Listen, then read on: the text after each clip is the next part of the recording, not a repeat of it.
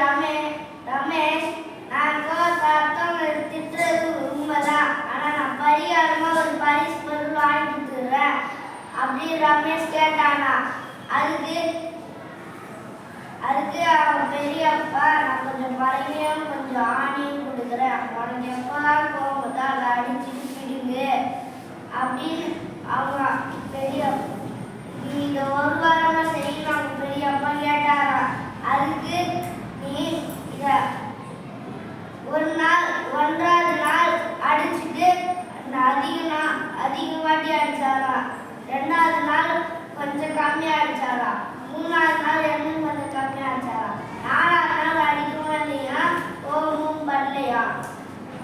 அப்பா அந்த பெரியப்பா கிட்ட எடுத்துட்டு போய் அந்த பழகிய ரமேஷ் காட்டினான். அப்போ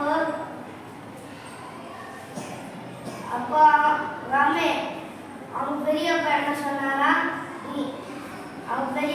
சொன்னாரா, அந்த ஆணியை அடிச்ச வலிக்கிறதுனால இது சரி பண்ண முடியுமா அவங்க பெரியப்பா கேட்டாங்க.